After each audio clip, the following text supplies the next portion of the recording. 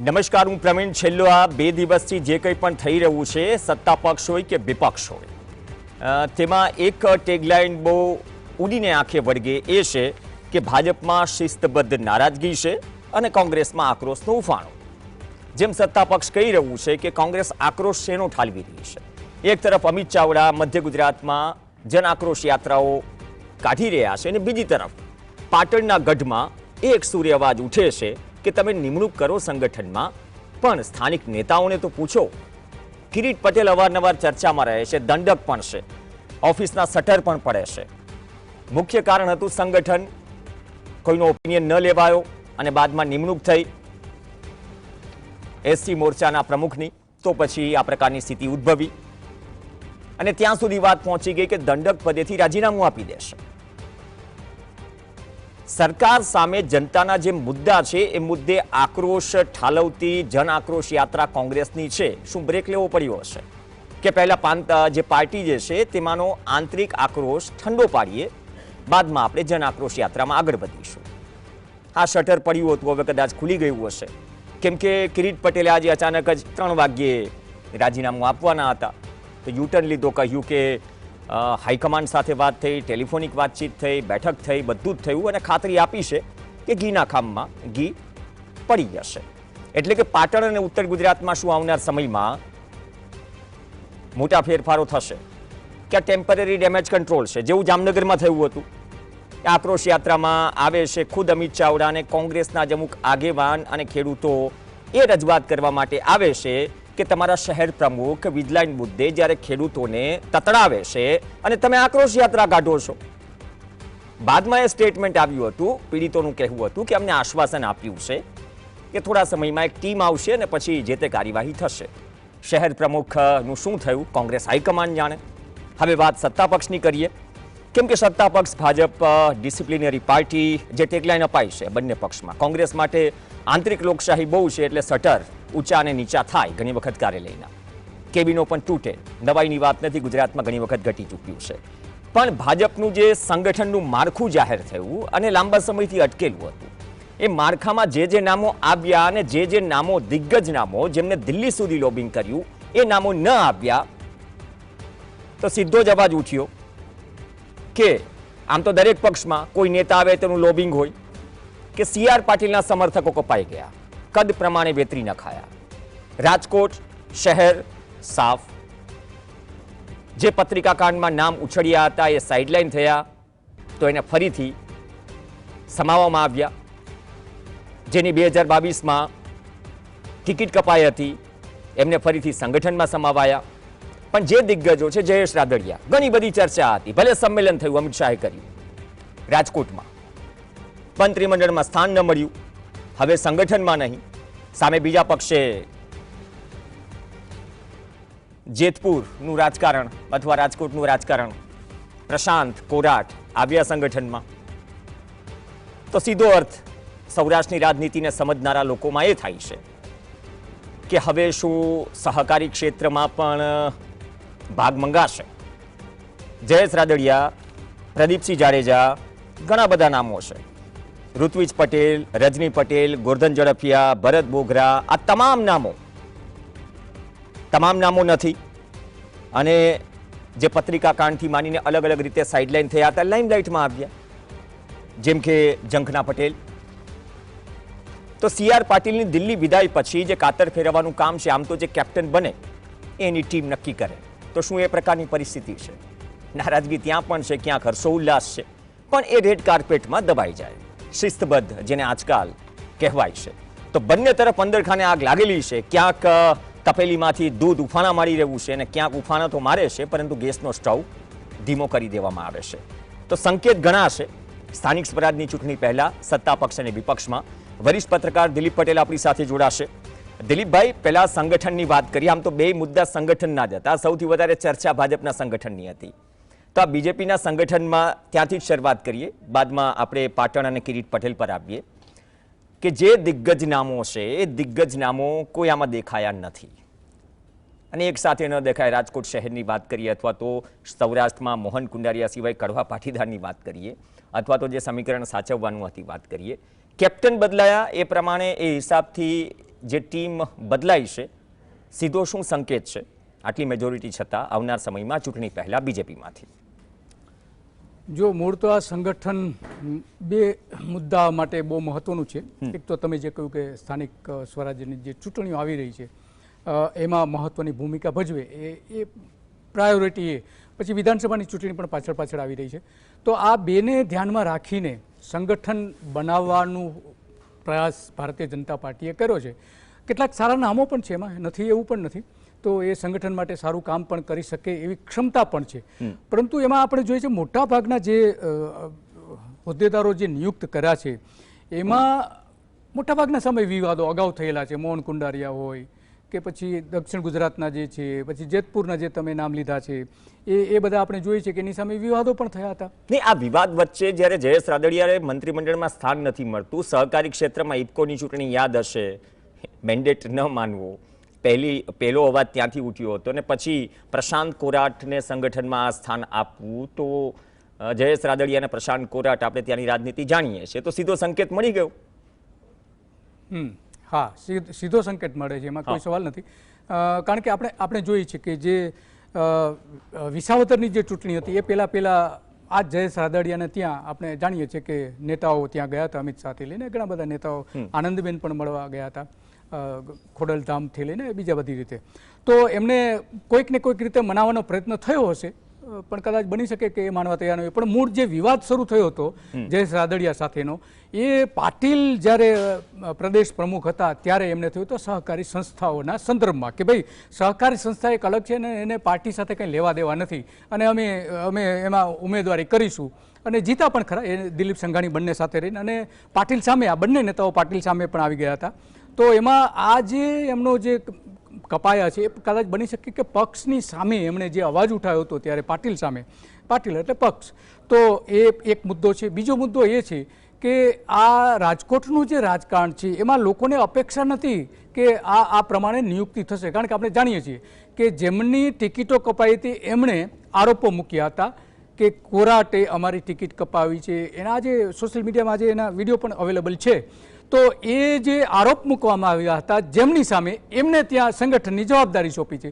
તો આવા 4 થી 5 ઉદાહરણો આપણે આપી શકીએ કે જે એમાં સામે સમાવેશ થાય છે. અને બીજું જે છે, બીજો જે મહત્વનો મુદ્દો છે કે ભાજપ વારંવાર એવું કહે છે કે કુટુંબવાદ, કોંગ્રેસ ઉપર વારંવાર આરોપ મૂકે છે વંશવાદના, પરંતુ વંશવાદમાં આમાં પણ 3 નામો એવા છે કે જે વંશવાદ સાથે જોડાયેલા. એમાં કોરાટ એક છે કે સવજી કોરાટના સાથે એનું પણ છે. તો આ જે વંશવાદ છે એ પણ આમાં જોવા મળી રહ્યું છે. જાતિગત સમીકરણો કઈ રીતે આમાં ફિટ બેસે છે એ હજુ કોઈ સમજી શક્યું નથી. તમે જે વરિષ્ઠ નેતાઓની જે વાત કરી, વરિષ્ઠ નેતાઓ કઈ રીતે કપાયા, કેમ એમને જવાબદારી સોંપવામાં ના આવી, જે ચિત્રમાં નહોતા એવા લોકોને જવાબદારી સોંપવામાં આવી. તો આ બધી પડદા પાછળ શું રમત રમાય એ હજુ સુધી જાહેર નથી. પણ એટલું તો ચોક્કસ છે કે આ માળખું નક્કી કરતા પહેલાં અહીંના નેતાઓ જે છે એ દિલ્હી ગયા હતા અને દિલ્હીમાં નરેન્દ્ર મોદી સાથે મુલાકાત, આપણા માનનીય વડાપ્રધાન નરેન્દ્ર મોદી સાથે મુલાકાત કરી હતી, અમિત શાહ સાથે મુલાકાત કરી હતી અને પક્ષ પ્રમુખ, રાષ્ટ્રીય પક્ષ પ્રમુખ સાથે પણ મુલાકાત કરી હતી. તો દિલ્હી હાઈકમાન્ડે પણ આમાં દરમિયાનગીરી કરવી પડી છે. પાટીલના સમયમાં આવું નહોતું જોવા મળ્યું, આમાં એ જોવા મળ્યું છે. અને એ 3 મહિના પછી આ માળખું જાહેર કરી શક્યા છે પંચાલ. તો આ આખી જે રમત જોવા મળી રહી છે એ રમતમાં દિલ્હીએ પણ દરમિયાનગીરી કરવી પડી છે, હાઈકમાન્ડે દરમિયાનગીરી કરવી પડી છે અને પછી આ નામો જાહેર થયા છે. તો આ એક વાત જોવા મળે છે. અને બીજું આમાં સ્પષ્ટ કારણ મને એ દેખાય છે આમાં બીજું કે જે આનંદબેનનું જૂથ હતું આમાં ક્યાંય કોઈ જગ્યાએ દેખાતા નથી. આપણે સ્પષ્ટપણે જોઈ શકીએ છીએ કે આનંદીબેનના જે ટેકેદારો હતા, આનંદીબેન સાથે જોડાયેલા હતા, એમણે પક્ષ માટે જે કામ કર્યું હતું, એવા નેતાઓ આમાં ક્યાંય દેખાતા નથી. તો આ એક, અને આનંદીબેન પટેલની એક બે છેલ્લે ગુજરાત વિઝિટમાં જે અમુક કાર્યક્રમોમાં જે ટિપ્પણી હોય છે, બહુ ખુલીને વાત કરે છે, અને એ અંદાજો એ 3 મહિનાની તમે પ્રક્રિયા કહી, એ 3 મહિનાના ગાળામાં જ આ બધા નિવેદનો આવ્યા છે. એટલે એ બહુ સીધો સંકેત આપે છે પાર્ટી અને હાઈકમાન્ડ અથવા તો જે પણ નેતાગીરી છે ગુજરાતમાં. તો એ એક રિએક્શન હતું કે નહીં આવનાર સમયમાં આવું કંઈક થઈ રહ્યું છે, એ કદાચ તેનો સંકેત હતો? બની શકે, કારણ કે આનંદીબેન થોડા સમય પહેલા જ કહ્યું કે જ્યારે એને જાણતા હશે કે ભાઈ સંગઠનમાં કોણ આવી શકે છે. કારણ કે આનંદીબેન જે જે નરેન્દ્ર મોદી સાથે જે કહી શકાય રાજકીય રીતે એમની જે નીતિ જે નક્કી થતી હોય છે એમાં આનંદીબેનનો પણ હિસ્સો હોય છે. તો એ કદાચ એમની પાસે વિગતો હશે, કારણ કે આપણે આની સાથે જોડી શકીએ છીએ. જે રીતે આનંદીબેને જાહેર કાર્યક્રમમાં કહ્યું હતું કે આપણા જે ગૃહમંત્રી હમણાં અહીંથી ગયા છે એ કોઈને ઉપર લાવી પણ શકે છે અને કોઈને કાપી પણ શકે છે. તો આમાં દેખાઈ રહ્યું છે. તો એ જો સંકેત આપણે જોઈએ આનંદબેનનો, તો એવું આપણે કહી શકીએ કે જે અમિત શાહ છે એનો હાથ ઉપર રહ્યો છે. એમના જે જૂથની સાથે જોડાયેલા જે કાર્યકરો હતા, નેતાઓ હતા, એ પણ આમાં સારું સ્થાન એમને મળ્યું છે. બીજું, પાટીલનું જે પ્રભુત્વ હતો પક્ષ ઉપર, એ આમાં એમનું કદ ઓછું થાય એ માટેના પ્રયત્નો પણ દેખાઈ રહ્યા છે. નવું માળખું જે જાહેર કર્યું છે એ, કારણ કે પાટીલના જે મજબૂત કહી શકાય એવા એક પણ નેતાઓ ત્યાં નથી. અને પાટીલે જેમની સામે તપાસ કરી હતી પત્રિકા કાંડમાં, એમને પણ આમાં સમાવેશ કરાયો છે. તો આમ એકંદરે આપણે જોઈએ તો જે હાથ ઉપર રહ્યો છે એ અમિત શાહનો હાથ ઉપર દેખાઈ રહ્યો છે કે એમને કદાચ બની શકે કે એમના માર્ગદર્શન હેઠળ આ બધું થયું. અને આ રચના થઈ એના 3 દિવસ પછી અમિત શાહ અમદાવાદ પણ આવ્યા અને અહીંયા જે કંઈ વિરોધ આંદરખાને જે કંઈ વિરોધ હોય, એમની સમક્ષ રજૂઆતો થઈ હોય, પક્ષમાં કોઈ રજૂઆતો થઈ હોય, શું રજૂઆતો થઈ છે એ બહાર તો ભાજપમાં તો બહુ ભાગ્યે જ બહાર આવે છે. જે ખુલ્લીને બહાર આવતા હોય છે એ થોડા ઘણા કિસ્સાઓને બાદ કરતા. તો આ આખું જોઈએ છે કે આપણે અમિત શાહે કદાચ એને બધાને મનાવવાનો પ્રયત્ન પણ કર્યો કે જેને અસંતોષ છે. કારણ કે પાટીલના સમયમાં જે અસંતોષ હતો એવું અત્યાર સુધી ભારતીય જનતા પાર્ટીમાં એક પણ પ્રદેશ પ્રમુખમાં એટલા વ્યાપક પ્રમાણમાં અસંતોષ ક્યારેય જાહેર નથી થયો. લોકસભાની ચૂંટણી વખતે એટલા વ્યાપક પ્રમાણે 7 જિલ્લાઓમાં વિખવાદો ઉભા થયા હતા. એમાં 3 તો ટિકિટ બદલવી પડી હતી ઉમેદવારો. પહેલી વખત ઇતિહાસમાં થયું કે બદલવી. બીજી વસ્તુ એ છે, કોંગ્રેસ ઉપર જઈએ પહેલા છેલ્લો એક સવાલ. આ બધી જ પ્રક્રિયા થઈ, જે નામો આવ્યા, દિગ્ગજો જે શામિલ નથી, સહકારી ક્ષેત્રમાં મેન્ડેટની જે પ્રથા છે અને બધું જ જે થયું, ઉત્તર ગુજરાતમાંથી જે સૂર ઉઠે છે, સૌરાષ્ટ્રમાંથી જે સૂર ઉઠે છે, ઓબીસી તમે પ્રદેશ પ્રમુખ આપ્યા, એની આ ટીમ છે, 3 મહિના લાગ્યા. પણ આ આંતરિક અસંતોષ વચ્ચે આ જે નામો જાહેર થયા છે, સ્થાનિક સ્વરાજ પહેલાં કે વિધાનસભા પહેલાં, એ જે આંતરિક અસંતોષ ઠારવામાં કેટલા અંશે સફળતા મળશે આ નામો જોતા? કારણ કે પાર્ટી જાણે છે કે ક્યાં નારાજગી છે, નારાજગી છે. સ્વાભાવિક છે. આમાં એ બતાવવાનો પ્રયત્ન કર્યો છે કે ભાઈ જે આંતરિક અસંતોષ હતો, એ અસંતોષ, કારણ કે આપણે જાણીએ છીએ કે બરાબર 1 વર્ષ પહેલા CR પાટીલે મિટિંગ કરી હતી ભાજપનો જે પ્રદેશ કાર્યાલય છે કોબા પાસે, ત્યાં. અને એમાં એમણે એવું સ્પષ્ટપણે કહ્યું હતું કે ભાઈ જે કંઈ જૂથવાદ છે, જે કંઈ અસંતોષ છે, એ કોઈ પણ રીતે અમે ચલાવી લઈશું નહીં. પહેલાં તો એમણે ઇનકાર કર્યો હતો. એ જ સમયે જે આપણે જોઈએ વિડીયો કેટલીક ક્લિપ જોઈએ તો એમણે પહેલાં તો ના પાડી કે ભાઈ આવો કોઈ પક્ષમાં કોઈ જૂથવાદ નથી. પણ પાછળથી એવું કહે છે કે જે જૂથવાદ છે એને અમે કોઈ રીતે સાંખી લઈશું નહીં અને એની સામે અમે પગલાં ભરીશું. તો આ બરાબર 1 વર્ષ પહેલાંની વાત છે. તો ત્યારથી લઈને આજ સુધીમાં જે કંઈ આપણે જાણીએ છીએ કે અસંતોષ એ કંઈ 1 વર્ષમાં એનો અસંતોષ દબાઈ જાય એવું તો ન બની શકે. તો આ બધું જે ભેગું થયું કે પાટીલના સમયમાં જે અસંતોષ હતો એ અને પંચાલની નિયુક્તિ પછી જે કંઈ અસંતોષ છે એમાં આ ઠારવા માટેનો પ્રયત્ન હોઈ શકે છે. પરંતુ આંતરિક જે છે, કેટલાક નેતાઓ સાથે જે વાત થઈ એમના કહેવા પ્રમાણે કે અમે આ જે નવા માળખું જે જાહેર થયું છે એનાથી બિલકુલ અમે સંતોષ નથી. કારણ કે માળખાની જે જવાબદારી છે, પહેલી જવાબદારી છે કે ચૂંટણી જીતવી. તો આ કઈ રીતે ચૂંટણી જીતી શકશે જ્યારે આંતરિક વિખવાદો હોય ત્યારે? તો એ વિખવાદો ઠારવા માટે આ પ્રયત્ન કર્યો હતો, પરંતુ મને નથી લાગતું કે આમાં આંતરિક વિખવાદો જે છે એ ઠરી જશે. ઓકે, હવે કોંગ્રેસ પર આવીએ. કોંગ્રેસમાં એક તો વિપક્ષ તરીકે, રોલ તરીકે પ્રજાના મુદ્દા ઉઠાવવા 2 છેડા સંખ્યાની દ્રષ્ટિએ અને વિરોધની દ્રષ્ટિએ ભેગા કરવા મુશ્કેલ છે. પાટણમાં જે કંઈ પણ થયું, જે કંઈ પણ અન્ય જિલ્લાઓમાં થઈ, એક તરફ આક્રોશ યાત્રા નીકળી રહી છે, એક તરફ અંદરખાને જ આક્રોશ છે, શટર પાડવામાં આવી રહ્યા છે, દંડક કહે છે કે હું રાજીનામું આપી દઉં. તો આ બધું વિપક્ષ તરીકે કોંગ્રેસમાં સ્થાનિક સ્વરાજ પહેલા શું થઈ રહ્યું છે? કેમ કે ત્યાં પણ સંગઠનનું માળખું દર વખતે આવે, દર વખતે ચર્ચા થાય, પણ સંગઠનના માળખામાં તો એટલું ખાસ નવું નથી હોતું કે રિઝલ્ટ ઓરિએન્ટેડ. એટલા માટે કેમ કે જ્યારે જનતા પણ આટલા મુદ્દાઓથી ત્રસ્ત હોય તો વિપક્ષ પાસે અપેક્ષા હોય કે એ થોડો ઇમ્પેક્ટફુલી અવાજ બને, એટલીસ્ટ. નહીં કે પછી મોઢું ખુલે, કોન્ટ્રાક્ટ અને ચેક આવી જાય, મોઢું બંધ થઈ જાય, જે આજકાલ એક કાર્ટૂન વાયરલ થઈ રહ્યું છે, જે સેન્સિટિવ મુદ્દાઓ છે. તો કોંગ્રેસમાં શું થઈ રહ્યું છે? શું ઉત્તર ગુજરાતમાં નવા જૂની? ઉત્તર ગુજરાત હંમેશને માટે આપણે જોયું છે કે કોંગ્રેસ માટે એક મોટો માથાનો દુખાવો હોય છે. ઉત્તર ગુજરાતમાં વિખવાદો ઘણા બધા બહાર આવતા રહ્યા છે.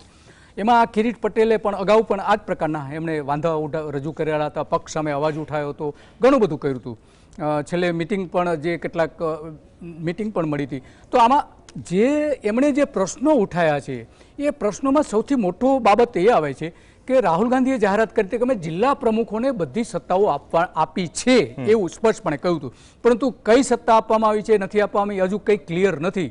તો એ જે એમનો મુદ્દો છે ધારાસભ્યનો, પાટણના ધારાસભ્યનો, તો એ મુદ્દો એટલા માટે વાજબી ઊભો થઈ રહ્યો છે કારણ કે જિલ્લા પ્રમુખને પૂછીને તમે નિયુક્તિ કરો ત્યાં સુધી બરાબર છે, કારણ કે એને તમે સત્તાઓ આપી દીધી છે, તમારા રાષ્ટ્રીય નેતા કહી રહ્યા છે, પરંતુ અહીંયા એ દેખાતું નથી ને એટલા માટે કદાચ કિરીટ પટેલે એ વાંધો ઉઠાવ્યો હોય કે ભાઈ તમે સ્થાનિક રીતે તો પૂછો, જે નિયુક્તિ થાય છે ભાજપ જેવું શા માટે કરો છો? ભાજપમાં મોટાભાગે પૂછવામાં નથી આવતું સ્થાનિક રીતે કોને નિયુક્ત કરવા, કોને નહીં, કોને પડતા મૂકવા, આ તે બધું, પણ કોંગ્રેસમાં એ શક્ય છે અને કોંગ્રેસમાં એ થતું આવ્યું છે કારણ કે લોકશાહી પ્રક્રિયા ઢબે મોટાભાગે થતું હોય છે. તો આ જે મુદ્દો છે પાટણનો, અને ત્યાં વિરોધ થયો કોંગ્રેસના નેતાઓથી લઈને જે આ શટર પાડી દેવાની તમે જે વાત કરી એ, અને જાહેરમાં નિવેદનો આવ્યા તે, આ કોંગ્રેસમાં આ પ્રકારની આપણે અપેક્ષા રાખીએ છીએ કે એની આંતરિક બાબતો હોય છે એ જાહેરમાં કહેતા હોય છે અને બહુ એમાં વાંધો પણ એટલો બધો હોતો નથી. પરંતુ આ જે થઈ રહ્યું છે એ સૌથી મોટો જે કોઈ પડકાર હોય તો કોંગ્રેસ પ્રમુખ અમિત ચાવડા સામેનો છે, કારણ કે એમની સામેનો જ સીધો આ પડકાર દેખાઈ રહ્યો છે. અને એ જો અમિત ચાવડાએ કંટ્રોલ કરવું હોય તો જે સ્થાનિક લેવલે જે કંઈ નિયુક્તિઓ થતી હોય છે, જે કંઈ નિર્ણયો લેવાતા હોય છે, તો એને સત્તાઓ આપી છે તો એને ત્યાંથી એનો ઉપયોગ કરવો જોઈએ, એને ત્યાં પૂછીને જ આ બધી જિલ્લા પ્રમુખની જે વાત થઈ રહી છે એટલા માટે કે હાઈકમાન્ડ જે આવીને બધા જિલ્લા પ્રમુખોને મળ્યા, જે શિબિરો થઈ એમાં કદાચ બીજા બહુ સિલેક્ટિવ નેતાઓને જ એન્ટ્રી હતી. જ્યાં સુધી આપણે ગીર સોમનાથની વાત કરીએ છીએ, કેશોદની વાત કરીએ છીએ, આ બધું જ જે થયું તેનો મતલબ એમ થયો કે અહીંના હાઈકમાન્ડ પર શું દિલ્હી હાઈકમાન્ડને ભરોસો નથી? જે અપડેટ જવું જોઈએ જમીન પર, જે નારાજગી, જે બીજેપીની જેમ કોંગ્રેસમાં પણ નારાજગી હોય, સ્વાભાવિક છે, દરેક પક્ષમાં નારાજગી હોય, તો એ હવે ઉપરના લેવલે શું થોડી ઘણી ખબર પડી છે, અને ખબર પડી છે ને જિલ્લા પ્રમુખોને સત્તા આપી છે, છતાં પણ કોઈ ધારાસભ્ય એમ કહે કે ભાઈ સ્થાનિક નેતાઓની તો સેન્સ નથી લેવાય, તો એનો મતલબ એમ થયો ને કે અભી બોલા અભી ફોક, કે રાહુલ ગાંધીથી માનીને કોઈ પણ આવે ગુજરાત અને બાદમાં બધું ઠીકઠાક છે, પણ એકાદ બે મહિનામાં પાછી જે રીતે કોંગ્રેસ ચાલી રહી છે ગુજરાતમાં એ રીતે કોંગ્રેસ ચાલશે. શું એ સંકેત આ ઘટના આપે છે? પાટણની ઘટના 100% આ જ સંકેતો આપી રહી છે, કારણ કે જે રીતે રાહુલ ગાંધીએ ગુજરાતમાં આવીને કહ્યું હતું કે લંગડા ઘોડાથી લઈને ઘણા બધા ઘોડાઓની ઉપમા આપી હતી, એ બધાને આપણે દૂર કરીશું, દૂર થઈ જશે, દૂર થઈ જવું જોઈએ, આવા એમના ઉચ્ચારો હતા. અને એમણે જે કહ્યું હતું, જે ખાસ કરીને એમણે જે સંગઠનના માળખામાં જે સત્તાઓમાં ફેરફાર કર્યો હતો, ત્યાર પછી ગુજરાતના લોકોમાં એક નવી આશા ઊભી થઈ, લોકોમાં, પક્ષની વાત છોડો કે નહીં હવે કોંગ્રેસ કંઈક કરશે, પરંતુ એમણે જે વચનો આપ્યા હતા, એમણે જે કાર્ય પદ્ધતિ નક્કી કરી હતી કોંગ્રેસે, એ બિલકુલ અત્યારે જોવા નથી મળતી. એટલા માટે રાહુલ ગાંધી ઉપર જે કંઈ થોડો ઘણો ભરોસો હતો ગુજરાતની જનતાને કે નહીં હવે ભારતીય જનતા પાર્ટીનો પડકાર ફેંકી શકે એવું કોંગ્રેસ બની શકે છે, પરંતુ એ ક્યાંય ધરતી ઉપર તો કંઈ દેખાતું નથી અત્યારે. તો એ ભરોસો હતો, એ ભરોસો બિલકુલ તૂટી ગયો છે. રાહુલ ગાંધી પક્ષમાં ગુજરાતમાં, ખાસ કરીને ગુજરાતમાં, કે જે ફેરફારો કરવા માગતા હતા, એને જે એનો અમલ કરવા માગતા હતા, એ અમલ ક્યાંય દેખાતો નથી. એના કારણે લોકોનો જે ભરોસો હતો રાહુલ ગાંધી માટેનો, કોંગ્રેસ માટેનો, એ બિલકુલ તૂટી ગયો છે. અને એના કારણે જે બની શકે કે આવનારા સમયમાં એ પરિણામો પણ ભોગવવા પડે. જે અત્યારે નવા પક્ષો કેટલાક બજારમાં આવી ગયા છે, તો એ કદાચ આગળ એનાથી નીકળી જાય, આવું પણ બને. ઓકે, બહુ સારી વાત કરી. અમારું ચર્ચા કે વિશ્લેષણ કરવાનો એ મુદ્દો હતો કેમ કે સત્તા પક્ષનું સંગઠન હોય કે વિપક્ષનું સંગઠન હોય, જમીન પર કામ કરે તો પાર્ટીમાં નારાજગી અથવા કરતા જે મુદ્દાઓ છે એ પણ ઉપર સુધી પહોંચે, સરકાર સુધી પણ પહોંચે, પણ જ્યાં અમુક સેન્સિટિવ મુદ્દાઓમાં સાંસદો, ધારાસભ્યો, મુખ્ય દિગ્ગજ નેતાઓ એમના મોઢા સિવાય જતા હોય તો પ્રજા પણ એમ કહે ને ક્યાં જઈએ, કેમ કે એક તરફ પ્રજા પીડાય છે, પણ સૌથી મોટી પ્રાયોરિટી જ્યારે કોઈ પણ પાર્ટીની આંતરિક સમસ્યા બની જાય અને તમે એ પાર્ટી પાસેથી અપેક્ષા રાખો કે એ અમારી સમસ્યા વિશે બોલશે એટલા પરિણામલક્ષી, તો કદાચ આ આશા રાખવી પણ થોડી ઠગારી નીવડે. પણ સત્તા પક્ષ અને વિપક્ષમાં જે કંઈ પણ ઉફાણા કે નારાજગી ચાલી રહી છે, એ ઉફાણા નારાજગી વચ્ચે નારાજગી ઘણા બધા મુદ્દાઓને લઈને જનતામાં છે. એ મુદ્દા કદાચ બંને પક્ષના સંગઠન કે નેતા, ધારાસભ્ય, સાંસદ ઉઠાવે, કદાચ એ જ અપેક્ષા જનતાની હશે. ધન્યવાદ દિલીપભાઈ, ચર્ચામાં જોડાયા. એક બ્રેક માટે રોકાઈશું. બ્રેક બાદ સૌથી સળગતો જમીનનો મુદ્દો.